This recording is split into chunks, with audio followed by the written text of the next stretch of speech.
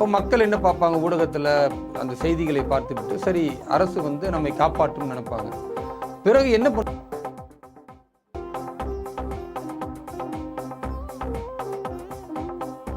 கலைஞர் அவர்கள் காலத்திலிருந்து அவருடைய பேரனா இன்னைக்கு துணை முதல்வர் உதயநிதி ஸ்டாலின் காலம் வரைக்கும் ஒரே ஸ்டாண்டு தான். நீங்க பார்த்து அதை விட கொடுமை என்னன்னா, ஒரு 15 கோடி ரூபாய் செலவுல இவர்கள் ஒரு பாலம் கட்டுறாங்க. பாலம் கட்டுனா இவர்கள் சொல்றாங்க நாங்க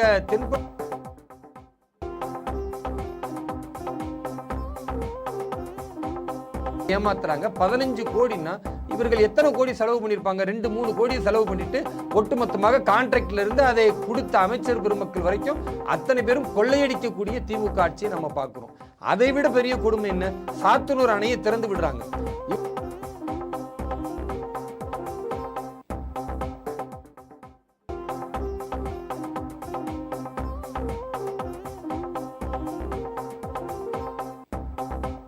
தாண்டி வழக்கம் போல மீடியா படைகளோடு போகும் பொழுது மக்கள் கோவப்படுறாங்க. இப்ப நாங்க சோத்துக்கு இல்லாம இருக்கிறோம், தண்ணீர் இல்லாம இருக்கிறோம், பாதிப்படைந்திருக்கிறோம், இப்பொழுதும் நீங்கள் மீடியாக்களோடு வந்து எங்களை போட்டோ ஷூட் எடுக்கிற நாங்கள் என்ன மிருகங்களா? நாங்க மனிதர்கள் இல்லையா என்ற கோபத்தின் வெளிப்பாடு.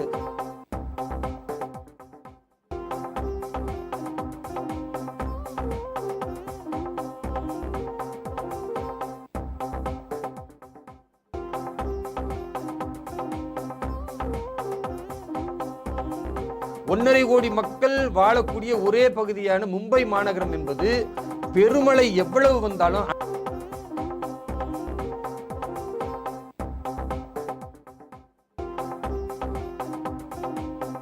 உங்களுடைய கருத்து? பொதுவாகவே திமுக ஆட்சியில் மழை வெள்ளம் வந்தால் கலைஞர் அவர்கள் காலத்திலிருந்து அவருடைய பேரனா இன்னைக்கு துணை முதல்வர் உதயநிதி ஸ்டாலின் காலம் வரைக்கும் ஒரே ஸ்டாண்டு தான். நீங்கள் பார்த்தீங்கன்னா வித்தியாசமே இருக்காது. மழை வெள்ளம் வருவதற்கு முன்னால் இந்த ஆட்சி எல்லாவித முன்னெச்சரிக்கை நடவடிக்கையும் தயார் செய்து வைத்திருக்கிறது. மக்கள் பயப்பட வேண்டாம், எவ்வளோ பெரிய பெருமழை வெள்ளம் வந்தாலும் நாங்கள் அதை எதிர்கொள்ள தயாராக இருக்கிறோம் என்பது போன்ற பெரிய டயலாக் பேசுவாங்க. அதே மாதிரி ஊடகங்களுக்கெல்லாம் அது மாதிரியான ஒரு நம்பிக்கையை தருவார்கள். இப்போ மக்கள் என்ன பார்ப்பாங்க, ஊடகத்தில் அந்த செய்திகளை பார்த்துவிட்டு சரி அரசு வந்து நம்மை காப்பாற்றும் நினைப்பாங்க. பிறகு என்ன பண்ணுவாங்க அப்படின்னு பார்த்தா, மழை வெள்ளம் வந்து மக்கள் சீரழிந்து பிறகு தண்ணீரால் பாதிக்கப்பட்டு நிறைய பேர் மூழ்கி இறந்து போயிடுவாங்க. நிறைய பேர் அந்த மழை வெள்ளத்தில் வரக்கூடிய விஷஜந்துகள் காயப்படுத்தி அதன் மூலமாக இறந்து போயிடுவாங்க. அதே போன்று பல இடங்களில் மின்சாரம் தாக்கி இறந்து போவாங்க. இப்படி உயிரிழப்பு ஒரு பக்கம் நடக்கும்.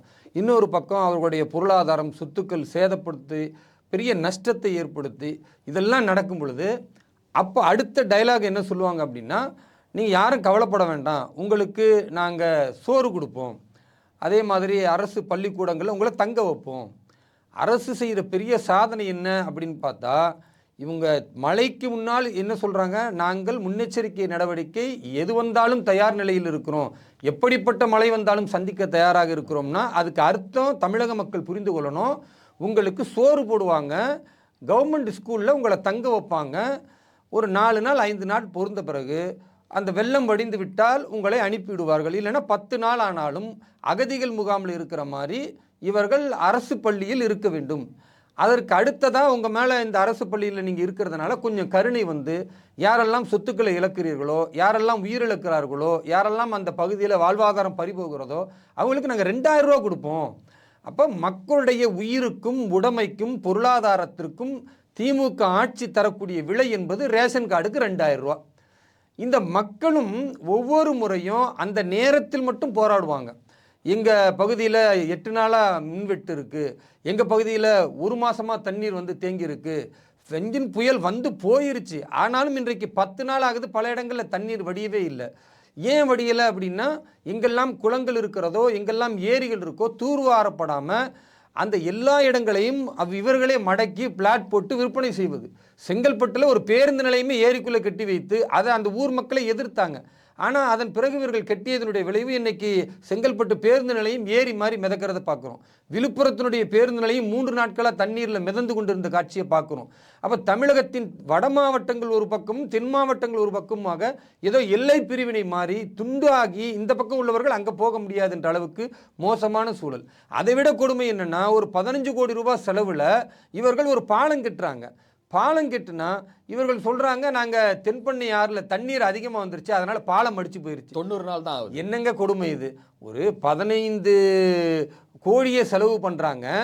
குறைந்தபட்சம் ஒரு 20 ஆண்டு 30 ஆண்டு ஆகிவிட்டது, இது பழமையாக இருக்கிறது, அரிச்சிட்டு போணுச்சுன்னு சொன்னால் கூட ஒரு நியாயம் இருக்குது. அவர்கள் சொல்கிற காரணம் என்னென்னா, 50 கன அடி தண்ணீர் வந்தால் அது தாங்கும், அதே 2 லட்சம் கன அடி தண்ணீர் வந்தால் அது தாங்காது அப்படின்னா, அப்புறம் 2 லட்சம் கன அடி தண்ணீர் வந்தால் தாங்காத அளவிற்கு ஒரு பலவீனமான ஒரு இதை தான் பாலத்தை தான் கட்டி வைத்திருக்கிறார்கள் என்றால், இது எவ்வளோ பெரிய ஐயக்கியத்தனம்! எப்படி மக்களை ஏமாத்துறாங்க? 15 கோடின்னா இவர்கள் எத்தனை கோடி செலவு பண்ணியிருப்பாங்க? 2-3 கோடி செலவு பண்ணிட்டு ஒட்டுமொத்தமாக கான்ட்ராக்டில் இருந்து அதை கொடுத்த அமைச்சர் பெருமக்கள் வரைக்கும் அத்தனை பேரும் கொள்ளையடிக்கக்கூடிய திமுக ஆட்சியை நம்ம பார்க்குறோம். அதை விட பெரிய கொடுமை என்ன?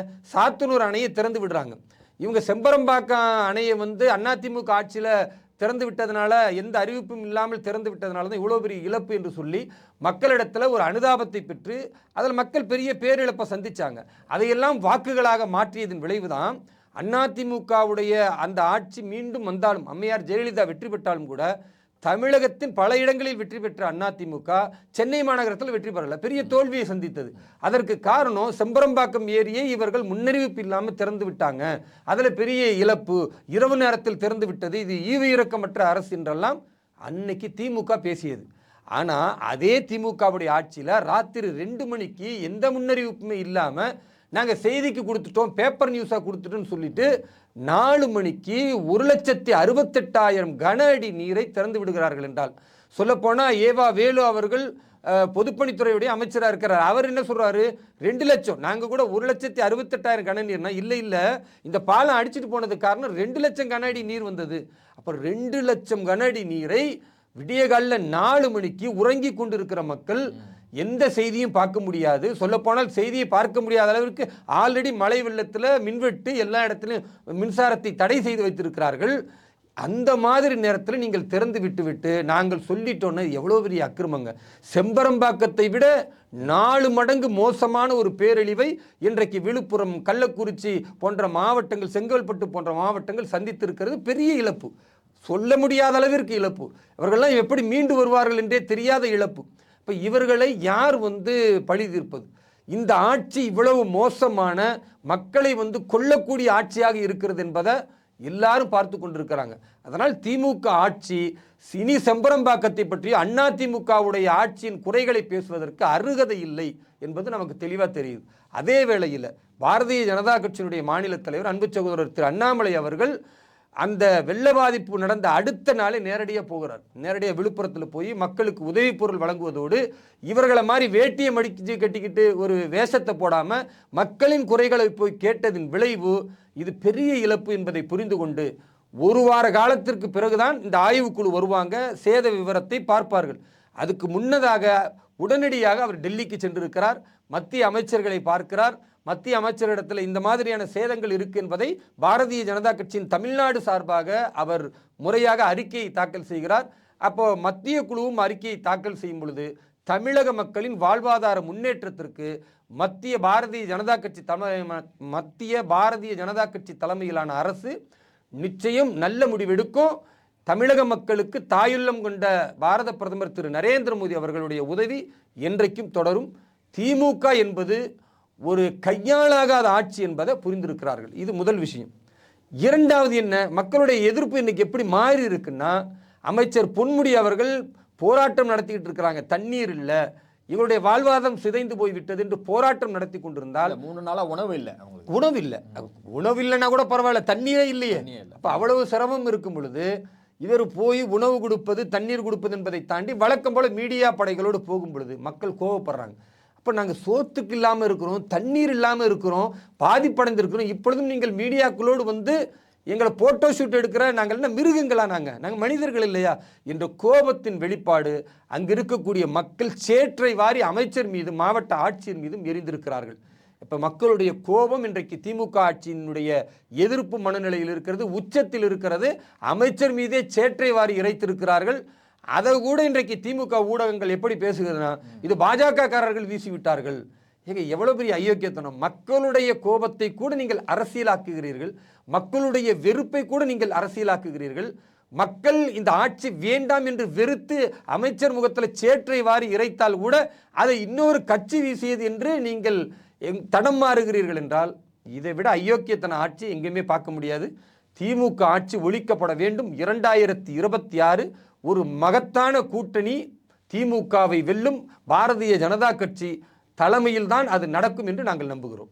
ஓகே, வெள்ளத்திற்கு முன்பு திமுக அரசு வெளியிட்டிருந்த அறிக்கையில் பார்த்தீங்கன்னா பெருமளவு பாதிப்பு இல்லை, நாங்கள் எதிர்பார்த்த அளவுக்கு பாதிப்பு இல்லை, நாங்கள் எல்லாத்தையும் சமாளிச்சிட்டோம்னு சொன்னாங்க. ஆனால் இந்த கடலூர் விழுப்புரம் எல்லாம் வெள்ளம் வந்ததுக்கு பிறகு 2000 கோடி நிதி கேட்குறாங்க. இந்த கான்ட்ராஸ்டான இந்த ஸ்பீச்சை நீங்கள் எப்படி பார்க்குறீங்க? பொதுவாக திமுக இந்த வெள்ள நிவாரண பணிகளில் அவர்கள் முழுமையாக தோற்று போய்விட்டோம் என்பது அவங்களுக்கே தெரியுது. அதனால் ஊடகங்களுக்கு இப்போ மடைமாற்றி நாங்கள் சரியாக செஞ்சுருக்கோன்னு சொல்லணும். இப்போ என்ன பண்ணுறாங்க, 40 சென்டிமீட்டர் அளவிற்கு மழை பெய்த கடலூராக இருக்கட்டும், விழுப்புரமாக இருக்கட்டும், கள்ளக்குறிச்சி மாவட்டமாக இருக்கட்டும், இங்கெல்லாம் பெரும் பாதிப்பு. இங்கே ஊடகங்கள் போய் ஒவ்வொரு இடங்களில் இருக்கிற தண்ணீர் பாதிப்பு, ஒரு வார காலமாக மக்கள் தவித்து கொண்டிருப்பது, உணவுக்கு கூட வழி இல்லாமல் இருக்கிறது, மின்வெட்டு, இந்த மாதிரி பெரிய பயிர்கள் நாசம், இவ்வளவு இழப்புக்களை விவசாயிகளிலிருந்து சாதாரண குடிமக்கள் வரைக்கும் சுமந்து கொண்டிருக்கும் பொழுது இதை ஊடகங்கள் ஒளிபரப்புனா இந்த ஆட்சிக்கு பெரிய கெட்ட பேராகும். அதனால் இருக்கிற ஊடகங்களை எல்லாம் யாரெல்லாம் இந்த ஆட்சிக்கு சாதகமான ஊடகங்களோ அத்தனை ஊடகங்களையும் சென்னைக்கு கொண்டுட்டு வராங்க. பார்த்தீர்களா, சென்னை மலையை நாங்கள் சந்திச்சிட்டோம், சென்னை பெருமழையை நாங்கள் எதிர்கொண்டு அதில் வெற்றி பெற்றுட்டோம். அதுதான் சென்னைக்கு கொடுத்த முக்கியத்துவத்தை தென் மாவட்டங்களில் கொடுக்கலன்னு ஒரு குற்றச்சாட்டு இருக்கு. சென்னைக்கு முக்கியத்துவமே தேவையில்லைங்க. சென்னையில் பெய்ந்ததே 10 மில்லிமீட்டர் மழை தான். மற்ற இடங்களில் தாங்க 40, 50 பெரிய அளவுக்கு நாம் எதிர்பார்க்காத பெருமழை வந்தது. சென்னையில் இந்த வாட்டி இவர்கள் என்ன எதிர்பார்த்தார்கள்னா, சென்னையில் ஒரு மழை வரும், நாங்கள் அதை கரெக்டாக சரி பண்ணிட்டோன்னு காட்டணும்னு நினைத்தார்கள். ஆனால் இவர்கள் எதிர்பார்க்காத அளவிற்கு கடலூர், விழுப்புரம், ஏன்னா இவர்கள் என்ன நினைக்கிறாங்கன்னா, ஒவ்வொரு முறையும் சென்னை தான் வெள்ளம் வரும், பிற இடங்களில் வெள்ளம் வந்தால் மக்கள் மறந்துடுவாங்கன்னு. அதனால் அவர்கள் எந்த ஒரு தூர்வாரப்பக்கூடிய பணியோ மராமத்து பணியோ மேற்கொள்ளலை. அதுக்கு பெரிய நஷ்டத்தை இன்றைக்கு இந்த ஆட்சி சந்தித்து கொண்டிருக்கிறது. சென்னையில் இவர்கள் எதிர்பார்த்த அளவிற்கு ஒரு 10 மில்லிமீட்டர் மழை தான், பெரிய அளவிற்கு எங்கேயுமே தண்ணீர் நிற்கலை. அப்போ நின்ற ஒரு 7 ஒரு சுரங்கப்பாதையில் தண்ணீர் நின்றது. அந்த இடத்துல மட்டும் இவங்க தண்ணீரை இறைக்கும் மிஷினை வச்சு எடுத்துட்டாங்க. இப்போ என்ன பண்ணுறாங்க, உடனே எல்லா மீடியாவும் கூட்டு போது பார்த்தீங்களா, எங்கேயுமே தண்ணீர் இல்லை, காய்ஞ்சு போச்சிருக்கு. அரசின் மிகப்பெரிய வெளிப்பாடு, சென்னையில் மழை பெஞ்சிச்சா, நீங்கள் எதிர்பார்த்த அளவுக்கு மழை பெய்ததா? அப்போ பெரிய இழப்பே கிடையாது. எங்கு இழப்போ அங்கு நீங்கள் என்ன செய்தீர்கள்? இதே தான் கடந்த காலத்திலையும் தூத்துக்குடியிலும் திருநெல்வேலியும் இதே போன்ற ஒரு பெருமழை வந்தது, இதே போன்று மக்கள் பாதிக்கப்பட்டார்கள். அப்பொழுதும் அந்த மக்களுக்கு இவர்கள் கொடுத்தது என்ன, 2000ம் 3000ம் என்று அந்த மக்களை அகதிகளாக்கி அவர்களுக்கு இந்த காசை கொடுத்து ஏமாத்துற கயமை அரசு என்பதை நாம் மறுக்க முடியாது. வழக்கம் போல என்ன சொல்லுகிறார்கள் என்றால், ஐயா ஸ்டாலினிலிருந்து அத்தனை அமைச்சர்களும் ஒரே கோரஸ், வரலாறு காணாத மழை, எதிர்பார்க்கப்படாத மழை. எப்போ சென்னைக்கு பெருமழை வந்தாலும் இதே டைலாக் சொல்லுவாங்க, பார்த்தீர்களா, வரலாறு காணாத மழை, நாங்கள் என்ன செய்ய முடியும். அதே மாதிரி திருநெல்வேலி தூத்துக்குடியில் வந்தது, அப்பவும் சொன்னாங்க வரலாறு காணாத மழை, 30 வருஷமாக இல்லாத மழை. இப்போ கடலூருக்கும் விழுப்புரத்துக்கும் அந்த மழைக்கு என்ன சொல்கிறாங்க, வரலாறு காணாத மழை, திடீரென்று பெய்த மழை. மழைன்னா அப்படித்தான்ப்பா வரும். இனிமே மழை காலம் என்பது முதல்ல ஒரு காலம் இருந்துச்சு, சொன்ன மாதிரி இந்த மாதத்திலிருந்து இந்த மாதம் பருவகாலம், இந்த மாதம் குளிர்காலம், இந்த மாதம் மழை காலம். இப்போ அப்படி கிடையாது. காலச்சூழல் பருவ சூழல் மாறி இருக்கிறது. அப்போது எந்த நேரத்தில் எப்படி மழை வந்தாலும் அந்த மழை தண்ணீர் தேங்காமல் இருப்பதற்கு இவர்கள் என்ன செய்திருக்கிறார்கள் என்பதுதான் நம்முடைய கேள்வி. 1.5 கோடி மக்கள் வாழக்கூடிய ஒரே பகுதியான மும்பை மாநகரம் என்பது பெருமழை எவ்வளவு வந்தாலும் அடுத்து 24 மணி நேரத்திற்கு பிறகு அங்கே தண்ணீர் இருக்காது. 1.5 கோடி மக்கள் வாழ்ற ஒரு சிட்டி, ஒரு நெருக்கடியான ஒரு சிட்டி. அது அப்படியே கொசன்னு இருப்பாங்க பக்கத்துல. தமிழ்நாட்டில் அப்படி நீங்க எங்கேயுமே பார்க்க முடியாது. அப்படிப்பட்ட ஒரு மாநகரத்தில் கூட 24 மணி நேரத்தில் தண்ணீர் தேங்காதுன்னா அதுக்கு என்ன காரணம்? எல்லா இடத்திலும் வடிகால் வசதி வைத்திருக்கிறார்கள். ஒரு வடிகால், அதற்கு கீழே ஒரு வடிகால், அதற்கு கீழே ஒரு வடிகால், நேரடியாக போய் கடலில் சேர்ப்பதற்கென்று 3 படித்தட்டுக்கள் ஏற்பாடு செய்து நிரந்தர தீர்வு. இனி எவ்வளவு பெருமழை வந்தாலும் மழை பெய்கிற நேரம் தான் தண்ணி நிற்கும், அதுக்கு பிறகு நிற்காது. இல்ல இங்க இந்த 4000 மாதிரி கோடி ஒரு செலவு தொலைதூர பார்வை இருக்கு. இவர்கள் கோடிக்கணக்கில் கொள்ளையடிக்கிறார்களா இல்லையா? இல்ல அதுதான் 4000 4000 கோடி வந்துச்சுன்னாங்க. அதுல 90% வேலை செஞ்சிட்டோம்னு சொன்னாங்க. பிறகு பெருமழை வந்து இழப்பு வந்த பிறகு சொல்றாங்க 60% வேலை செஞ்சோன்னு, 55% வேலை செய்தோன்னு. அப்ப 90% சொன்ன அந்த வாய் என்ன? அது நார வாய். இப்ப நீங்க பேசுறது நல்ல வாயா? கேவலமா இல்லையா? ஒரு அமைச்சர்களை மாற்றி மாற்றி பேசுவது, பொய் பேசுகிறீர்கள், கொஞ்சம் கூட கூச்சம் இல்லையா? கொஞ்சம் கூட வந்து மக்களின் மீது உங்களுக்கு அக்கறை இல்லையா? அதை விட ஒரு பெரிய கொடுமை இன்றைக்கு பாருங்க, பல்லாவரத்துல குடிநீர்ல கழிவுநீர் கலந்து 3 பேர் உயிரிழந்திருக்கிறார்கள். 30க்கும் மேற்பட்டவர்கள் உயிருக்கு இன்றைக்கு போராடி கொண்டு இருக்கிறார்கள்னா இல்ல, அமைச்சர் அன்பரசன் அதை பார்த்துட்டு தண்ணினால இந்த பிரச்சனை இல்லைங்கிறாரு. எவ்வளவு பெரிய ஒரு வருத்தமா இருக்குங்க. ஒரு உயிருக்கு கூட மரியாதை தராத திமுக அரசு இன்றைக்கு எல்லா ஊடகங்களிலுமே இந்த செய்தி போய்கிட்டு இருக்கு. மக்கள் எல்லாம் உயிருக்கு போராடி கொண்டிருக்கிறார்கள். குடிநீர் கூட கிடைக்காமல் தவிக்கிறது ஒரு பக்கம்னா, குடிநீரே கழிவுநீர் கலக்கிற அளவிற்கு இருக்கிறது. இன்னொரு பக்கம் என்ன? இந்த குடிநீரை சுத்தப்படுத்தி அனுப்பணும் என்பது கடந்த கால அதிமுக ஆட்சியில் நடந்தது. ஒவ்வொரு காலத்திலும் மழை வந்துச்சுன்னா அதிமுக ஆட்சியில் அந்த குடிநீரை சுத்தப்படுத்துவாங்க. இன்னைக்கு அது இருக்குதா? இன்னைக்கு திமுக ஆட்சி பின் என்ன யோக்கியதை இருக்கு நீங்கள் அதிமுகவை குறை சொல்வதற்கு? எந்த யோக்கியதும் இல்லாத ஒரு அரசு. இவர் ஆட்சியில் இருக்கும்போது திரு எடப்பாடி பழனிசாமி அன்றைக்கு முதல்வராக இருக்கும்போது சொன்னார், ஒரு ஹெக்டருக்கு 30,000 கொடுக்கணும்னாரு. அன்றைக்கு 20,000 எடப்பாடி பழனிசாமி அவர்கள் அறிவிக்கும் போது, முதலமைச்சராக இருந்து அறிவிக்கும் பொழுது 30,000 கொடுக்கணும்னு எதிர்கட்சியாக இருக்கும்போது சொன்னார். இன்றைக்கு இவர் முதல்வராக இருக்கும் பொழுது ஹெக்டருக்கு 17,000 கொடுக்கிறார். என்னங்க இது அநியாயம்? அப்போ மக்கள் என்ன பார்ப்பாங்க? என்னடா இது அதிமுக ஆட்சி தான் சரியில்லைன்னு இங்கே போட்டால் இது அதை விட மோசமாக கேவலமாக இருக்குது அப்படின்னு பார்ப்பாங்களா இல்லையா? அதனால் இதற்கு மாற்று வேண்டுமென்றால் இந்த அறிவாலய குடும்ப ஆட்சி ஒழிக்கப்பட வேண்டும். தேசிய நீரோட்டத்தில் தமிழகம் இணைய வேண்டும். எல்லா மக்களும் ஒன்று சேர்ந்து மக்களின் வாழ்வுக்கான ஊழலற்ற ஒரு உன்னதமான ஆட்சி அமைக்கப்பட வேண்டும் என்ற நோக்கம் இருந்தால் தமிழகம் மாறுமே தவிர, இல்லை என்றால் வெள்ளத்தில் கண்ணீர் வடித்து ஒவ்வொரு தமிழர்களும் உயிரிழந்து தங்கள் மானத்தை இழக்கக்கூடிய நிலை ஏற்படும். திமுக ஆட்சியை ஒழித்து கட்ட வேண்டும் என்றால் அனைவரும் ஓர் அணியில் திரண்டு இந்த கயமைத்தனமான குடும்ப ஆட்சியை விரட்டி காட்டுவோம். துல்லியமாக தினசரி நடப்பு நிகழ்வுகளையும் கல்வி, விளையாட்டு, அரசியல், வாழ்க்கை முறை, மருத்துவம், தொழில்துறை, சினிமா, பொழுதுபோக்கு போன்ற பல்வேறு நிகழ்ச்சிகளையும் உடனுக்குடன் காண கேப்டன் டிவி மற்றும் கேப்டன் நியூஸ் சமூக வலைத்தள பக்கங்களோடு இணைந்திருங்கள். உங்கள் வணிகத்தை கேப்டன் டிவி மற்றும் கேப்டன் நியூஸில் விளம்பரத்தின் மூலம் மேம்படுத்த விருப்பமா? உடனே கீழே கொடுக்கப்படும் எண்ணிற்கு தொடர்பு கொள்ளுங்கள்.